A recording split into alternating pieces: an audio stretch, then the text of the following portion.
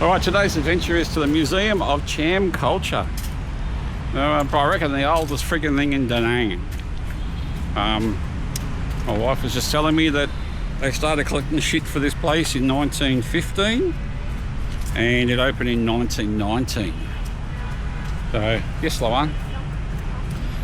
So, that's Lawan, by the way. That's Shin. Say hello, Shin.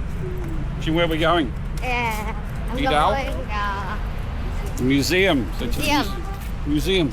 Here we go. And I'm not so confident that it's going to be really exciting, but anyway, open mind. We'll go and see, eh? Let's go and have a look.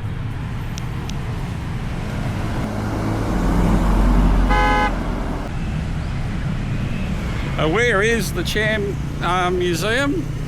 There's VTV8 TV channel. There's the Dragon Bridge, or the back half of it. There. Dung Hai Tang Chin in Da Nang. There we are, and here we go. In and buy a ticket. Chào em đẹp trai. Trai năng quá vậy? Dạ vâng, trường hợp nó nấu mà. Không tiếc. My friend, em tên gì? Dạ đây là Minh à. Em nói tiếng Anh không? Dạ cũng ít thôi, nó không rõ lắm. How old are you? I'm fine thầy. No, con bao nhiêu tuổi? Em bao nhiêu tuổi hả? Dạ em năm nay là 26 ạ. 26 years old he is. Đẹp trai mà, đẹp trai. Dạ vâng, cảm ơn. Có vợ chưa? Dạ em có rồi. Rồi, có bạn gái chưa? Dạ có rồi. Có bạn gái hả? Dạ. Oh, he's got a girlfriend and a wife. There you go. Hey, em ai có vợ và bạn gái hả? Kid is free. It is free. All right, which way we go? Gọi là bạn gái. Cảm ơn. Thank you. All right, man. See you next time. Cham Museum. Bye bye. Bullshit, he's got a girlfriend. Deep water. Here we go. The Cham Museum.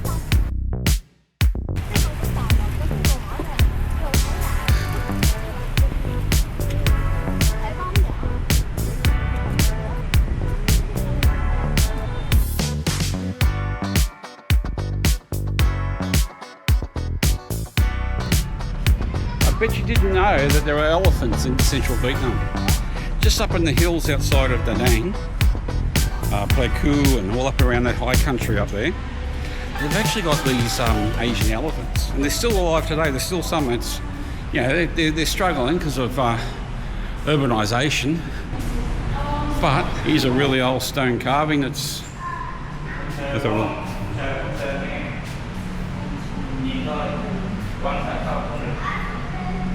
Oh, 106 to 3.1 BC.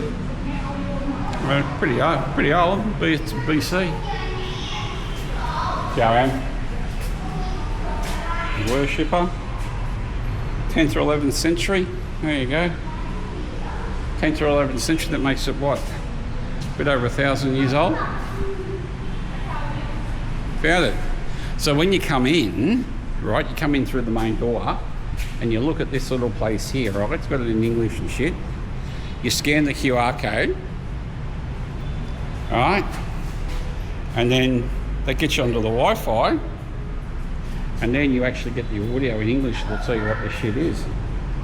Pretty cool, eh? I'm gonna talk to you instead. Lawan's gonna do it, so she gets it in Vietnamese or English. She's not gonna get it in English because that means she's got to work hard, the brain's got to work, and she'll get tired and she'll end up being cranky by bloody dinner time. All right, what does that say? Kom so vào hin vat. Không? Tiếng Anh là gì? Objects, okay? So kom dum, huh? All right, there you go. Don't touch the objects, even though they're all only stone. So this one here, pretty good carving. Old mate here will help you. There you go. 7th, 8th century. 7th or 8th century. See, I'm really, how would you put it? cynical of this shit. I mean, it's lovely and it's great. Have a museum. I'm not saying it's not to have a museum, but I just don't get excited by seeing a shitload of bits of rock with carvings on them. You go, oh wow. And as you can see, I mean, I'm sure that the audio will have it. When you look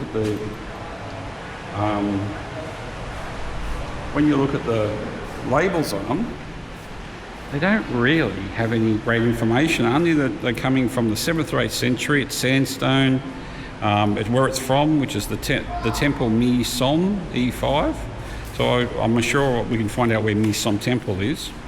And it's called the statue of Ganesha.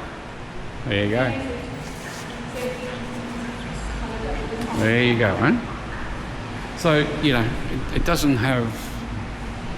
There's not, well, it's because there literally isn't deep stories behind it, you know. Have a look at this one while we're talking. I mean, the Vietnamese culture is bloody amazing, and its history is bloody amazing too, you know.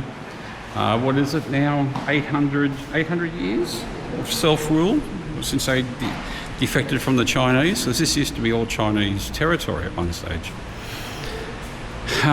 Originally the Vietnamese language was actually Chinese, and it was a priest a French priest in the, I can't remember now, was it the 7th or 17th century, who used Roman characters and put accents on them and took the sounds of the Chinese words and created Latin-based text.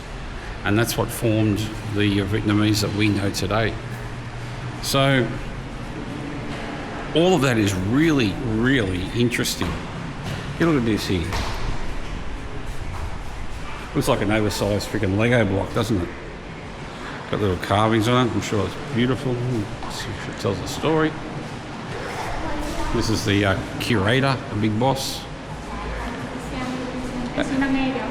Doing good? Look at this section. I'm going to go to the next section. Let's hope it gets better. They are lovely. Yeah. But I'd rather be playing golf, if you know what I mean. I'd like to be playing golf. It's freaking hot outside. It's, what is it now? It's 3:45 on a it's 3:45 on a Monday afternoon in July, and it is stinking hot outside. Probably not quite Saigon hot, but it's hot. They are beautiful. And this is what the Champa culture was like back in the day. A lot of stone carvings.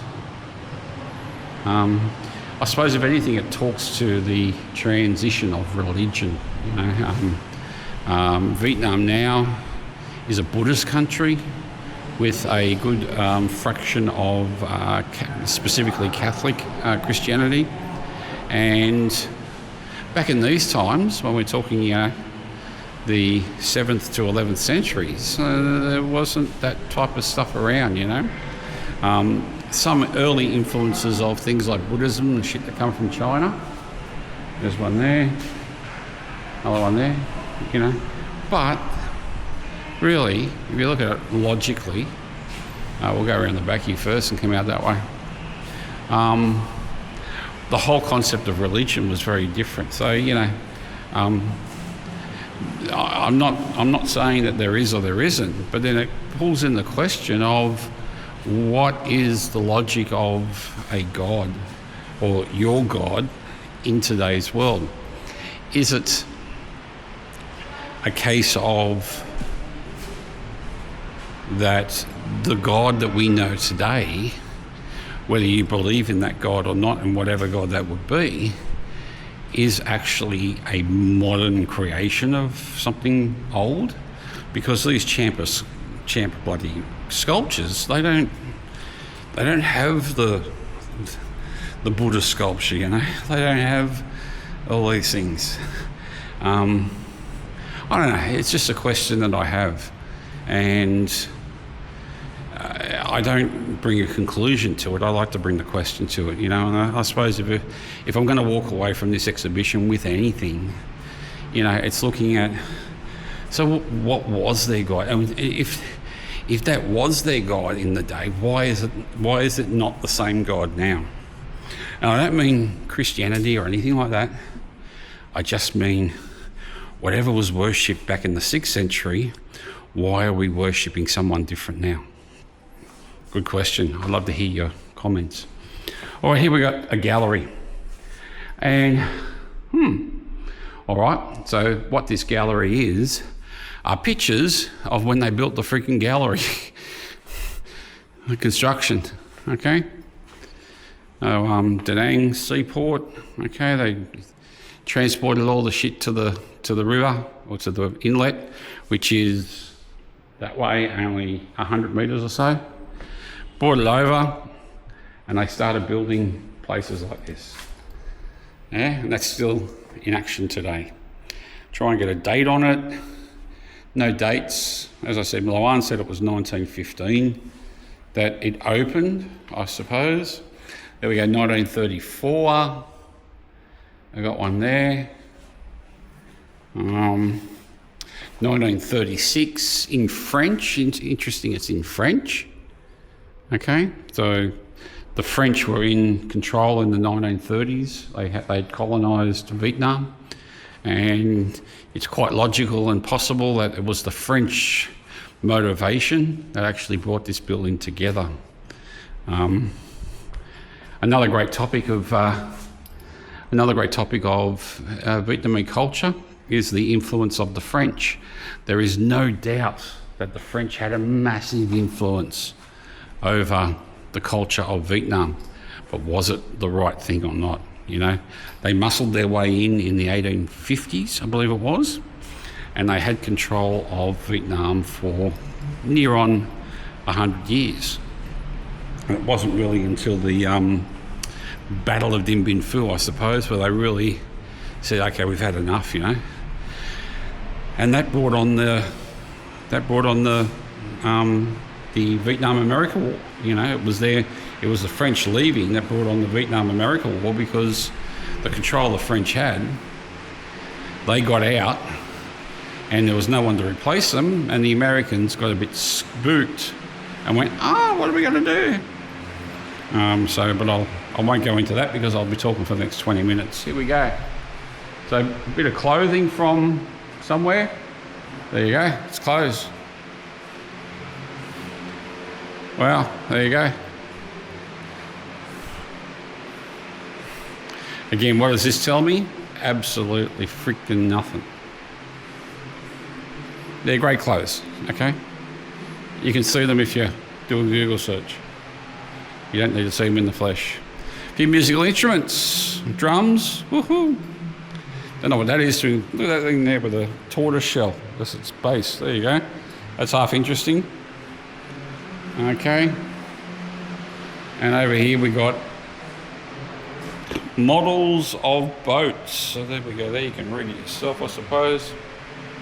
It's a model of a boat. There you go. A model of a Champa temple. Model of Pa Klom Gari temple, wherever that may be. Now I have been to Phan Thiet and Nha Trang, and there's a few of those temples in that whole area, because this whole region from Da Nang all the way down to Phan Thiet, that whole not the whole southern section, but the southeast section of the country was all Champa back in the day, and they had a very strong following. And this is why, you know, this idea of Champa keeps on popping up here in Vietnam. Let's have a look out here, eh? And I think we've just about done it for today. I'm going to go and sit down and buy an ice cream and wait for the others to get out. Got some broken bowls.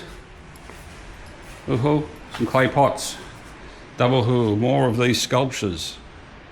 They love their sculptures. I reckon it was, right, they ate so little, okay, so they didn't have to go out and do massive freaking drives to get lots of food, right?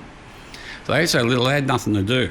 So what did? They sat around carving freaking stones all day because, hey, you know, it was a hobby and a bit of fun. More pottery. See, pottery, more fun, you know? Instead of working hard for a living, they just sat around and made fucking pots and little friggin' animals and shit. Yeah, they made the material. The women used to get in and make the material using these tools. That's how they made it just there.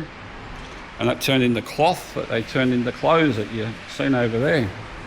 Oh, this is half okay. Old bullock cart, yeah? So put a couple of bullocks on there. Sure, it would have been a bit longer probably. Oh, the bullocks could have been a bit small. Buffalo cart, yeah? And they do all their heavy lifting. Still, the greatest invention ever, the wheel.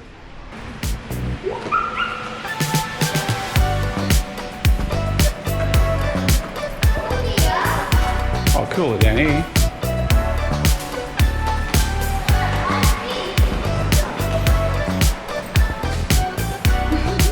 I have a cameraman over there. Về xích ra cameraman rồi. Sickra, in other words, move out of the way, dickhead.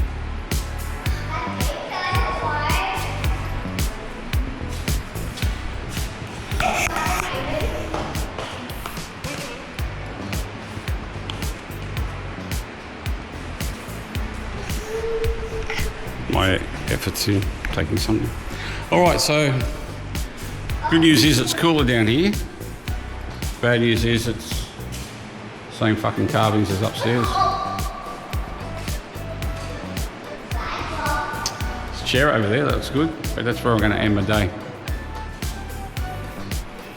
Going to end my experience here by parking my ass on that chair. There's only so many of these things you can see without going freaking crazy.